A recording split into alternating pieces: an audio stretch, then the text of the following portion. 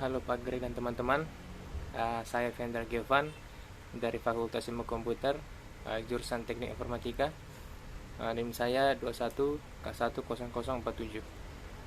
Saya akan menjawab atau membuat video reaction dari pertanyaan Pak Greg. Apa itu definisi dan alasan hukuman mati? Jelaskan.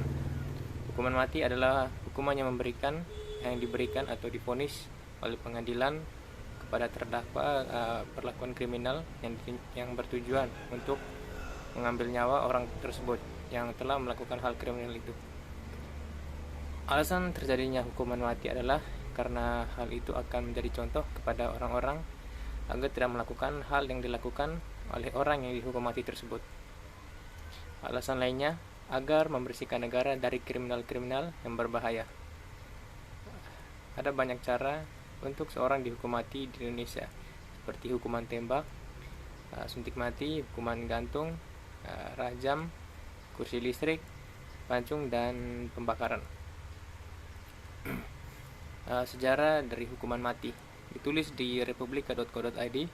Dalam sejarah peradaban kuno, praktik eksekusi mati setidaknya sudah diberlakukan sejak zaman Babilonia di Mesopotamia.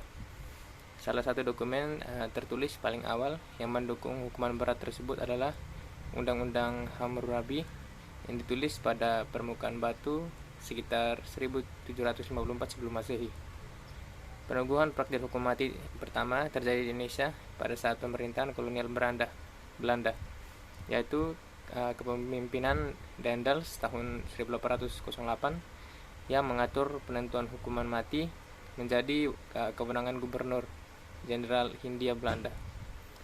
Pelaksanaan hukuman mati pada saat itu hingga masa demokrasi liberal tahun 1951 merupakan salah satu strategi untuk membungkam pemberontakan penduduk yang terjadi hampir di seluruh wilayah Indonesia.